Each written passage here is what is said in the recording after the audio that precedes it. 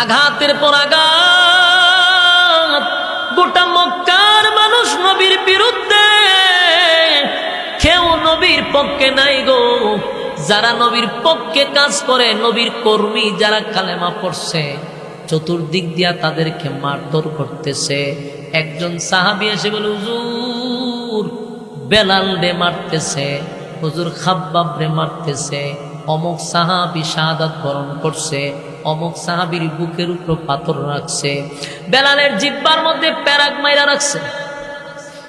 আল্লাহ বলার অপরাধে বেলালের জিহ্বার মধ্যে প্যারাক মারছে, খাব্বাবরে জ্বলন্ত কয়লার মধ্যে শোয়া রাখছে রে। অপরাধ একটা, কেন কালেমা পড়ছে। আর কোনো উদ্দেশ্য ছিল না, অপরাধ কিছু ছিল না, কারো অর্থ সম্পদ আত্মসাৎ করে নাই, কারো হক নষ্ট করে নাই, কারো উপরে জুলুম করে নাই, কারো হক মাইরা খায় নাই। এরপরও এত নির্যাতন, নির্যাতনের স্টিম রুলার চাপায়া দিছে। বর্বরের যুগের মাইরের সিস্টেম বর্বরের মতো।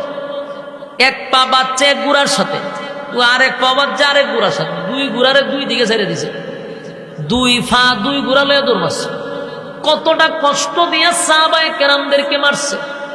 অপরাধ একটা, কেন কালেমা পড়লো, বাপদাদার ধর্মের মধ্যে কেন সুন্নার কালিমা আল্লাহ। এই অপরাধে সবাইকে মারধর করতে লাগলো। আল্লাহর নবীর একদিকে স্ত্রী দুনিয়ার থেকে বিদায় হয়ে গেছে রে, অন্যদিকে আপন চাচা বাবার আদর নবী পায় না, চাচার আদর পাইছে, বাবার মতো লালন পালন করছে। সেই চাচাটাও দুনিয়াতে বিদায় হয়ে গেল। শুধু বিদায় হইছে এমনটা না, কালেমাটাও তার নসিব হয় নাই, বেঈমান হইয়া মারা গেল। নবীর বেতায় ব্যতীত অন্যদিকে নিজের রক্তাক্ত চারজন ছেলে মারা গেল। অন্যদিকে সাহাবীরা জায়গায় জায়গায় মাইর খাইতেছে। এত গোলা পেশার নিয়া আল্লাহর নবী মনটা বড় খারাপ, মনের মধ্যে বড় ব্যথা। তাই খানায় কাবার সামনে নবী বৈশা রইছে। এমনি একজন সাহাবী বলে, হুজুর আপনার আপন চাচি উম্মে জামির, এই মহিলা গ্রামে গঞ্জে হেঁটে হেঁটে হেঁটে হেঁটে মানুষের কাছে গিয়া কয় আপনি নাকি আবেতার, আপনাকে আবেতার বলে গালি দিতে লাগলো। আবেতার মানে হলো নবীর আটকুরা বলছে, নবীর নির্বংশা বলছে, লেস কাটা বলে গালি দিছে। আমার নবীর আপন চাচি মানুষের কাছে গিয়া কয় নবী আটকোড়া, নবী নির্বংশা, নবীর বংশ নাই। আল্লাহ নবীর চাচি মানুষের কাছে গিয়া কয় তোমরা শুনছ, মুহাম্মদের নাম নেওয়ার মতো কেউ নাই, মুহাম্মদের দিন ধর্ম বেশি দিন টিকবে না। কারণ ছেলে থাকলে তার বংশ থাকত। মুহাম্মদের 4টা ছেলে দুনিয়ার থেকে বিদায় হয়ে গেছে, মুহাম্মদের নাম নেওয়ার মতো কেউ থাকবে না, মুহাম্মদের ধর্ম বেশি দিন টিকবে না। এই কথাগুলি বলতে লাগলো আপন চাচি। আল্লাহর নবীর কানের কাছে যখন খবর আসছে, আল্লাহর নবী কথাটা শোনার পরে আর ঠিক থাকতে পারলো না। নবীর চোখ দিয়া মুক্তার দানার মতো পানি পড়তেছে। আল্লাহর নবীর চোখ বেয়ে বেয়ে পানি পড়ে গো। নবীর চোখের পানি দেখে সাহাবায়ে কেরামরা বরদাস্ত করতে পারলো না। আমার নবীর কান্না দেখে সাহাবীরাও কান্না থামাইতে পারল না। নবীর ব্যথায় ব্যতীত হইয়া সাহাবীরাও কান্দে রে। এমন কি বেড়া বকরি পর্যন্ত নবীর কান্না দেখা কান্দে। আমার নবীর চোখের পানি বরদাস্ত করা যায় না। মুক্তার দানার মতো টপ টপ করে নবীর চোখ দিয়া পানি পড়ে। এমন সময় কান্নার মাঝখানে নবীর তন্দ্রা চলে আসছে। তন্দ্রা বুঝেননি, ঘুমে ঘুমে ধরছে, বাপ ধরছে, ঘুমের বাপ আসছে শরীরে, এটারে তন্দ্রা বলা হয়। আল্লাহর নবীর প্রচন্ড ব্যথায় ব্যথিত, নবীর চোখ দিয়া পানি পড়তেছে। ঠিক এমন মুহূর্তে নবী তন্দ্রায় চলে গেছে, কান্নার ভিতরে তন্দ্রায় চলে গেছে। তন্দ্রায় যখন ছিল, হঠাৎ করে নবী একটা মুস্কি হাসি দিয়া মাথা মোবারক উঠাইছে। জোরে জোরে কোন সুবহান। সাহাবীরা ডাক দিয়া বলে, নবী গো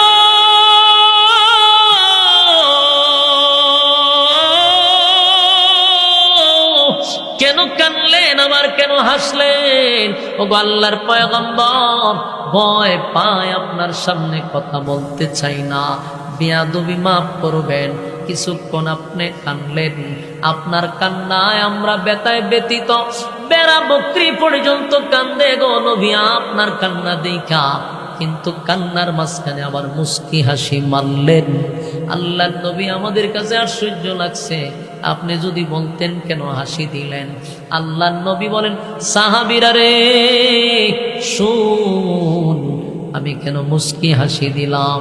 এই মুহূর্তে আমার কাছে একটা সূরা নাজিল হইছে, যেই সূরাটা নাজিল করছে আমার মালিক আমারে খুশি করার জন্য।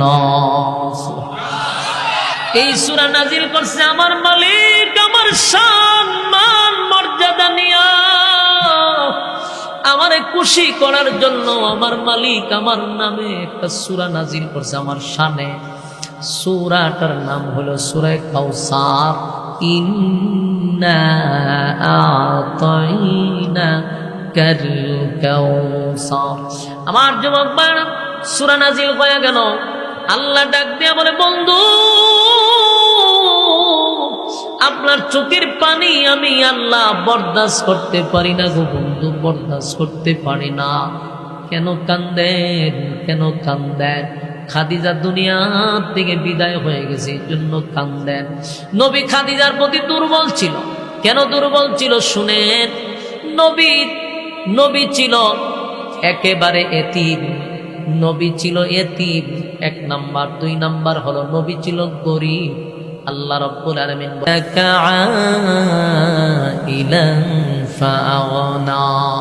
আপনি গরিব ছিলেন, আমি ধনী বানাইছি। এই খাদিজার অটাল সম্পত্তি আল্লাহ, খাদিজার সব সম্পত্তি দ্বীনের রাস্তায় আল্লাহ এই খাদিজার সমস্ত ধন সম্পদ দ্বীনের রাস্তায় ঢেলে দিছে, দ্বীন প্রচারের জন্য ব্যয় করছে। একটা সময় আমার নবী বলেন, আমি তো গরিব ছিলাম রে, খাদিজার কর্মচারী ম্যানেজার হিসাবে। এই খাদিজা কোনোদিন আমার সঙ্গে খারাপ আচরণ করে নাই, আমার সঙ্গে বেইনসাফি করে নাই, আমারে বুদ্ধি পরামর্শ দিত, আমার পাশে দাঁড়াইতো, আমার বিপদের সময় কথা শুনতো। খাদিজা যেদিন নবী হেরা পর্বত থেকে আসে, নবীর শরীরে তাপ ফুটে গেছিল, নবীর শরীরে কাঁপনি শুরু হয়েছিল। সেই আম্মা জান খাদিজা নবীরে জড়ায়া ধরছিল এবং নবীরে সান্ত্বনা দিছিল। একজন স্ত্রী তার স্বামীরে এইভাবে সান্ত্বনা দিলে, স্বামী আউট নলেজ থাকলে, বউর যদি আউট নলেজ থাকে, আউট জ্ঞান থাকে, তাহলে একটা স্বামী ওই সময় একেবারে অবস্থা খারাপ হওয়ার কথা না, টেনশনে স্টপ করার কথা না।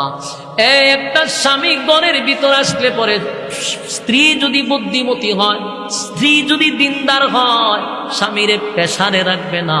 স্বামী যদি বিপদে পড়ে, মুসিবতে পড়ে, স্ত্রী তার বুদ্ধি দিয়া, ব্রেন দিয়া স্বামীরে যেইভাবে বুঝাইলে ঠান্ডা হয়, স্বামীর মেজাজ যেন গরম না হয়, অবস্থা যেন ব্যতিক্রম না হয়, এইভাবে যদি বুঝাইতে থাকে, তাহলে ঘরের মধ্যে কিন্তু ঝগড়া হয় না, বায়ে বায়ে ঝগড়া হয় না, শাশুড়ির মধ্যে ঝগড়া হয় না, যদি বিবিটা ভালো হয়।